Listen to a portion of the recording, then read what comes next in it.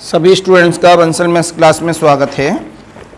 बेटा कल के लेक्चर में मैंने आपको बताया था एक इम्पोर्टेंट चैप्टर जहाँ से हमें प्रॉब्लम ठीक ठाक मिलेंगी। डिपेंड था हमारा कांस्टेंट कोफिशिएंट के ऊपर, लेकिन उसी के ऊपर दूसरे वाला चैप्टर बना जिसका नाम था हमारे पास में वेरिएबल कोफिशिएंट होनी चाहिए। और वेरिएबल कोफिशिएंट में मैंने आपको तरीका बता दिया प्रॉब्लम को सॉल्व करने का।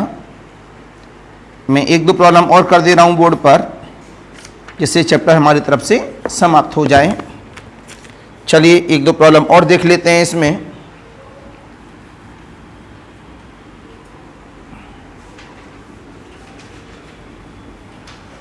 प्रॉब्लम कहती है हमारे पास solve the differential equation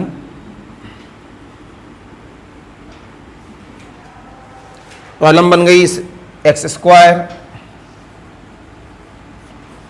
d2y upon dx2 minus का x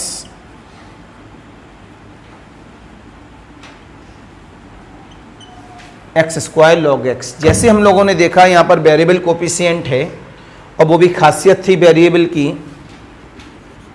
जब आपने देखा given differential equation is x square d2y upon dx2 dy upon dx, आपने कहा पावर 2 के साथ पावर 2, पावर 1 के साथ पावर 1, यहाँ d नहीं है तो यहाँ x नहीं है, तो मामला सेट है। इसका मतलब ये प्रॉब्लम ऑब्जेक्टिव में एग्जाम में आई तो इसका नाम क्या है? This is Cauchy Euler's equation. बस इसे कन्वर्ट कर लो अपने आप में, सब बच्चे जानते ही हैं, कल बताया था लेट x बराबर e की पावर z, z बराबर और x dy अपॉन dx का मतलब d1 बाई और x square d2y upon dx2 का मतलब d1 minus 1 y। Then equation number 1 becomes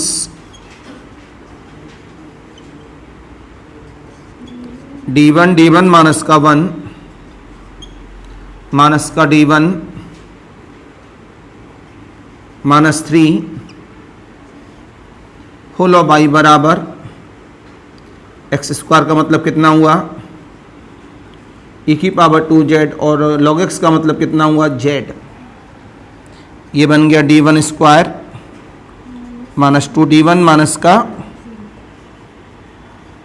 अब ये किस में आ गए हम लोग पुराने वाले चैप्टर में, उसी की तरह सॉल्व करेंगे इस जगह पर।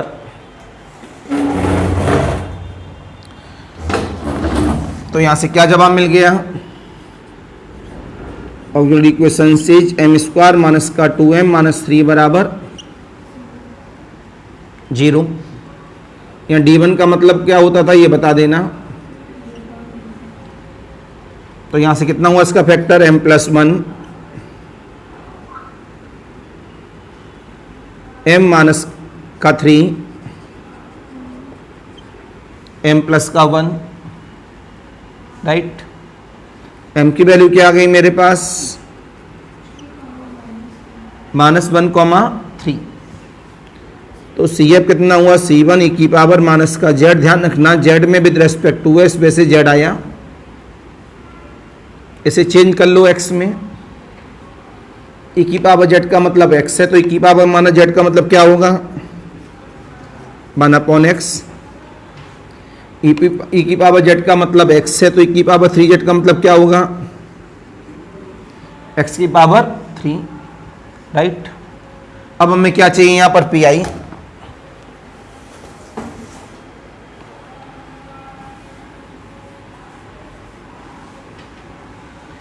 तो pi क्या कहता है हमारे पास 1 अपॉन d1 स्क्वायर माइनस का d1 करें या d करें बात एक ही है, कोई भी सिंबल मान सकते हैं, d भी मान सकते हैं d1 भी मान सकते हैं, बस लिख देना यहाँ पर उसका मतलब माइनस का 2d1 माइनस का 3 z e की पावर 2z। कौन सा रूल लगेगा? डबल फंक्शन वाला, जिसके पास क्या है e की पावर है। तो आपने की पावर 2z कहाँ ले लिया, बाहर ले लिया, अंदर क्या बचा 1 अपॉन 2 का whole square minus 2 times of -3। क्या जवाब मिला? d1 square 4d1 then plus 2d1, 2 2 जा 4, 4 से 4 कैंसिल। कौन सा रूल लग जाएगा यहाँ पर? पॉलिनोमियल। तो यहाँ से क्या कॉमन ले लेंगे पॉलिनोमियल में? -3 क्या बचा? 1 माइनस का d1 square 2d1 upon the 3 का इनवर्स। सिंगल पावर का पॉलिनोमियल है, एक ही बार ऑन होगा। जब तक प्रॉब्लम घर में नहीं लगाओगे एग्जाम में कर भी नहीं पाओगे। पास होना अलग बात है, अच्छा परसेंटेज बनाना अलग बात है। तो जवाब मिला यहाँ से e की पावर 2z अपॉन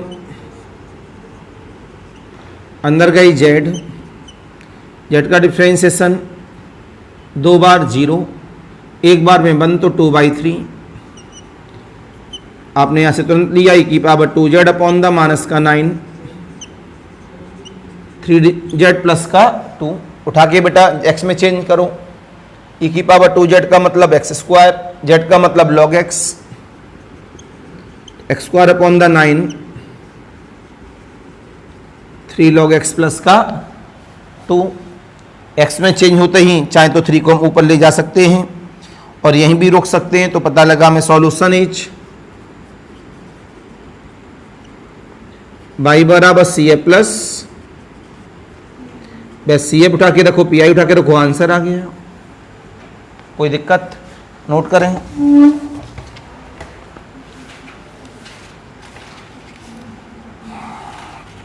तो सारी प्रॉब्लम इसी बेस से होनी है।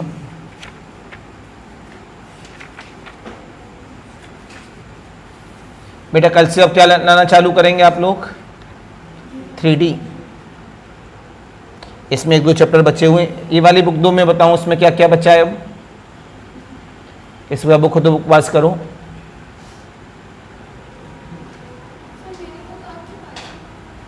होगी तो यहाँ होगी।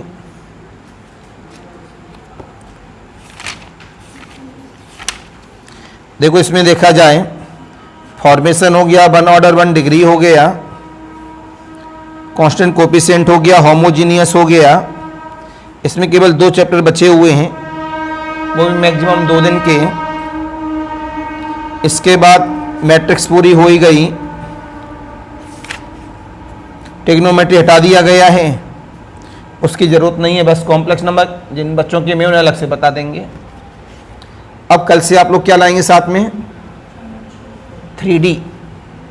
3D में हमने 2 चैप्टर उसमें कराए हैं, पहले उनकी बात करेंगे, उसके बाद हम आगे बढ़ेंगे स्ट्रेट लाइन की तरफ।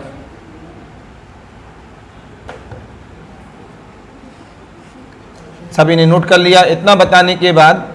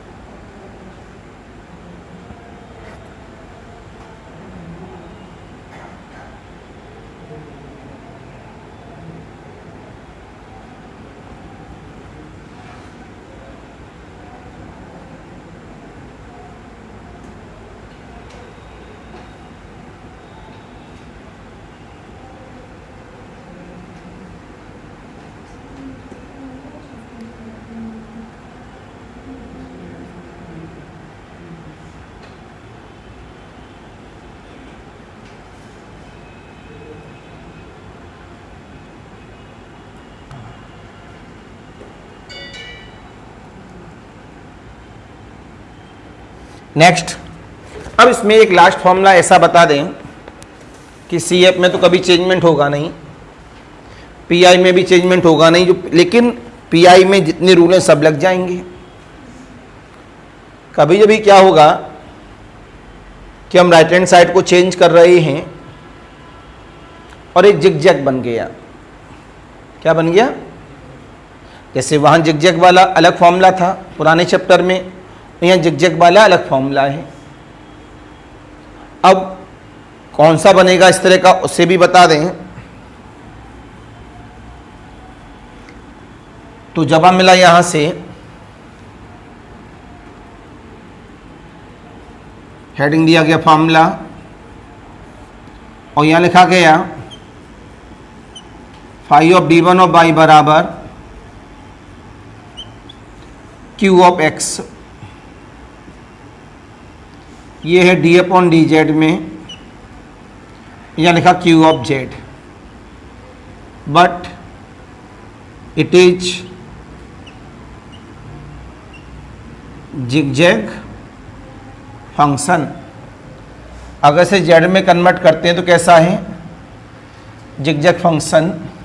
तो not converting, so not converting in z, इस पे से z में कन्वर्टिंग नहीं करेंगे। देन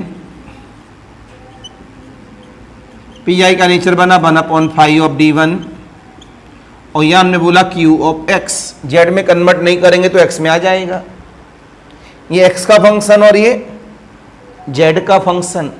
क्यों? d1 का मतलब क्या? d अपॉन, जब कभी भी किसी भी प्रॉब्लम में मजबूरी हो कि इसे x में ही रहने दिया तो इसमें फॉर्मूला कौन सा लगेगा? तो इसके लिए हमने फॉर्मूला बनाया 1/d माइनस का m, या d1 कर दो, बात एक ही है। d1 का हो या d का हो, बस बता दो कि यहाँ d का मतलब d अपॉन डी जेड है या d1 का मतलब d अपॉन डी जेड है। तो जो d1 है उसका मतलब क्या? d अपॉन, तो ये फॉर्मूला बन जाएगा हमारे पास x की power m integration of q of x into x की पावर माइनस m माइनस का 1 dx। एक नया फॉर्मूला है काम, जब स्टोरी काम करेगी। इस स्टोरी के लिए प्रॉब्लम देखा जाए।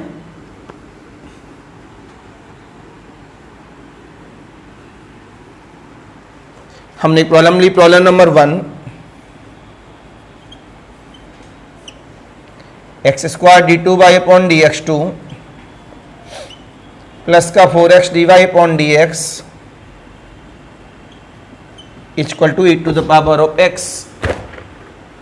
बड़े ध्यान से देखेंगे सारे बच्चे किस तरह सॉल्व करेंगे। पहले देखा वेरिएबल है तो समझ में आ गया किस चैप्टर का है। Start, given differential equation is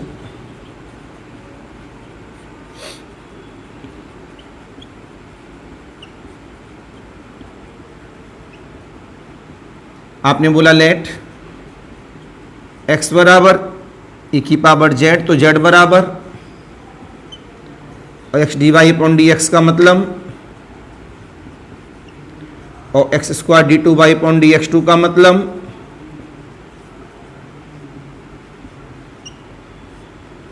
then first is 1 is. Objective में करने के लिए नॉलेज चाहिए। अगर स्पीड धीमी है तो यहाँ आपको प्रॉब्लम रहेंगी।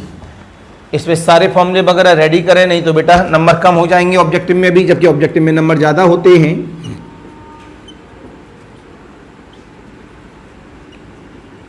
प्लस का 4d1 प्लस का 2 होल ऑफ y बराबर e की पावर x, x का मतलब e to the power of z बन गया। भाई x की वैल्यू पुटअप की।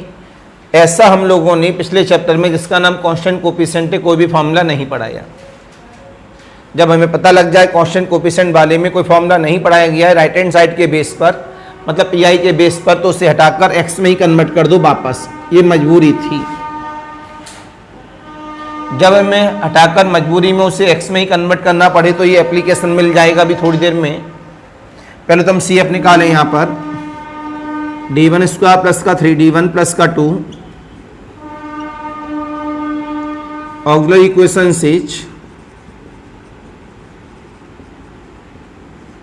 m बराबर कितना मिला 1 कॉमा -1 कॉमा -2, तो CF कितना हुआ C1 e की पावर -z e की पावर -2z e की पावर -z का मतलब 1/x स्क्वायर, राइट। अब बात करेंगे हम लोग किसकी, पीआई की।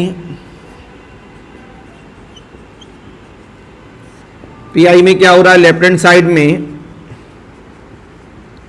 किसका फंक्शन है, जेड का, और राइट हैंड साइड में किसका बचा, एक्स का।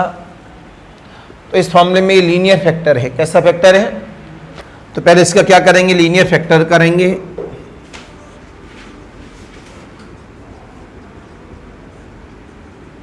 कर दिया e to the power of x। जब लीनियर फैक्टर हो गया तो उसके बाद इनको हम सिंगल सिंगल क्या करेंगे, सॉल्व करेंगे। किस तरह सॉल्व करेंगे, सिंगल सिंगल। सिंगल सिंगल करने के लिए क्या करना पड़ेगा, पार्शियल फ्रैक्शंस। इसका पार्शियल फ्रैक्शंस किया गया तो 1/d1 + 1 डायरेक्ट हो जाता है। देखो सॉल्व करेंगे, यही आ रहा है, आपने अलग अलग कर लिया।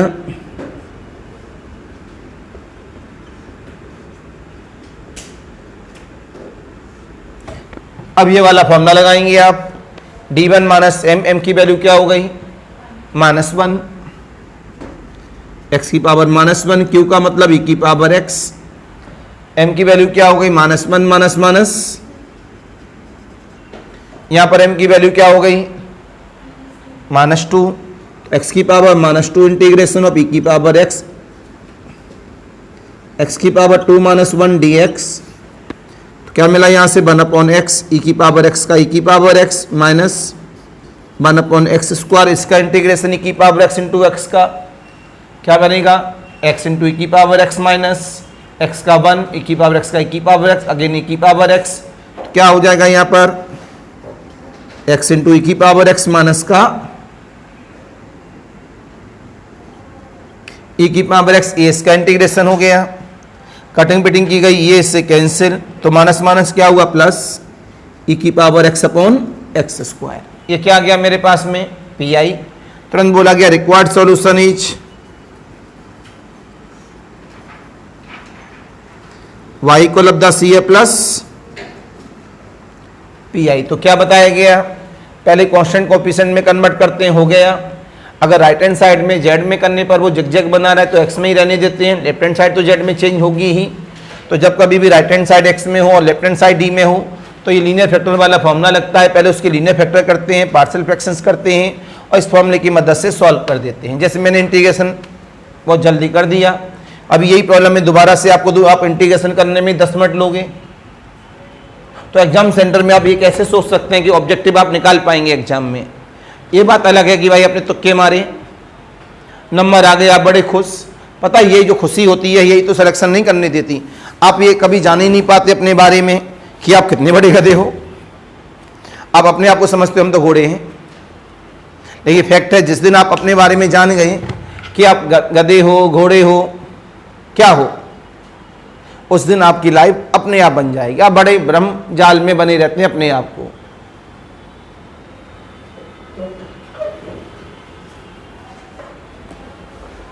तभी तो मैंने एग्जाम्पल क्या दिया, 1 लाख बच्चों में 1000 सीट के लिए एग्जाम हो रहा है यूपी में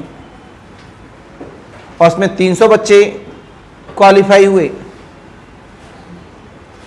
क्या जलवा है। लोग कहते हैं कि साहब नौकरी नहीं है।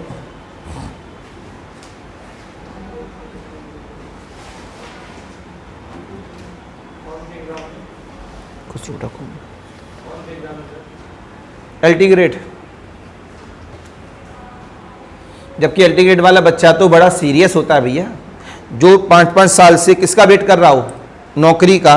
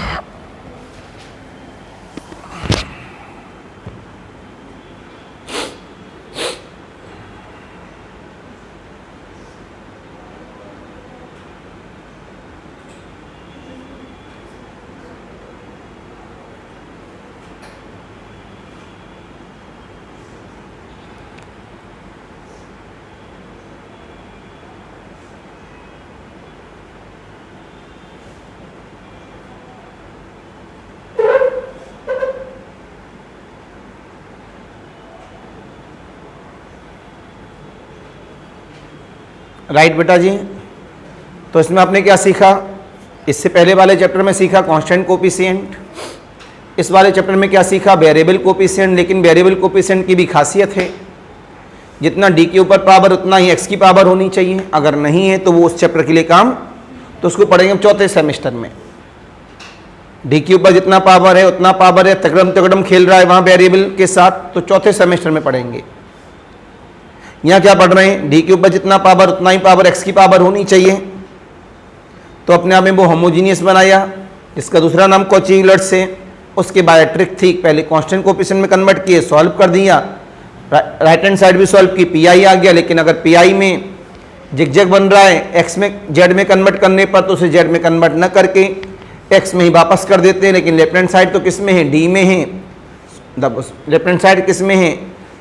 विद रेस्पेक्ट टू जेड में चली गई है। तो उसके करने का तरीका लीनियर फैक्टर वाला रूल, सॉल्व कर देंगे। तो जो कांस्टेंट कोफिशिएंट में जिगजैग वाला फंक्शन का फॉर्मूला था पी आई का, उसे अप्लाई उसके अकॉर्डिंग नहीं कर रहे हैं कि ये जो जिगजैग वहीं से बना है, जिगजैग से जिगजैग ही बना है। सभी की बात समझ में आ गई है? तो ये प्रॉब्लम आपके लिए मैं 5-6 प्रॉब्लम घर के लिए बोल दे रहा हूं, तो ये चैप्टर भी क्या हो जाएगा? समाप्त। और कल से क्या लेके आ रहे हैं आप लोग? 3D। इस वीक में आगे क्या चलाएंगे? 1 वीक में अभी लमसम 10 दिन चलाएंगे 3D में से लमसम 5 चैप्टर समाप्त करेंगे पहले।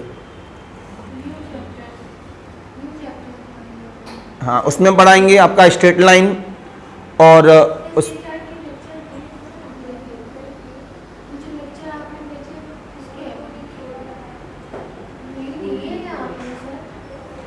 पता है, दिए हैं। हम स्ट्रेट लाइन को ही इसमें बात करेंगे, लेकिन सबसे पहले हम कल बात करेंगे उसमें डायरेक्शन को, साइंस एंड किसकी? द प्रोजेक्शन की। जैसे हाँ जी,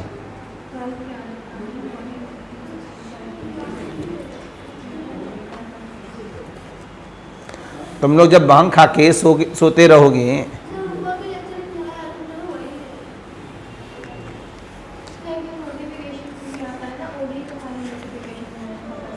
कभी कभी गड़बड़ कर रहा है। देखिए इसमें बेटा जल्दी से 4-5 प्रॉब्लम लिखो। Solve the differential equation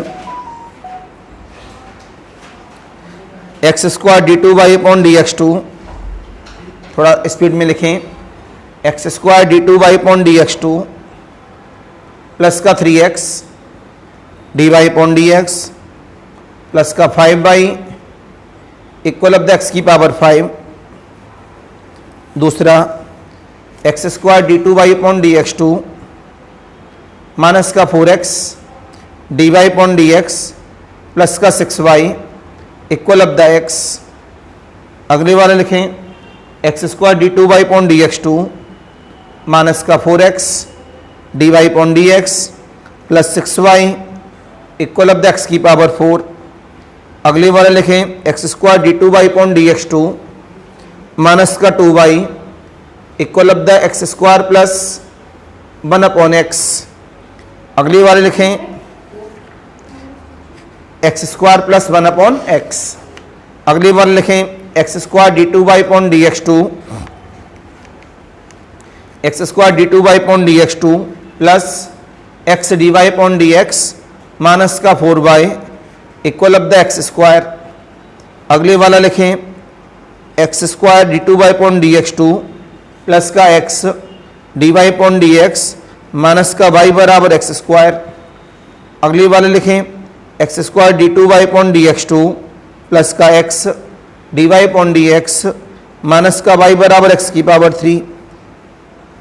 right, कितनी प्रॉब्लम हो गई? बहुत है। तो ये चैप्टर था आपके लिए कॉची यूलर्स का, जिसका नाम वेरिएबल कोफिशिएंट था, ये ब्रेक कर दिया गया है। ओके, तो सारी बातें बड़ी इंपॉर्टेंट चल रही हैं। ऑनलाइन वालों के लिए नमस्कार, बाय बाय।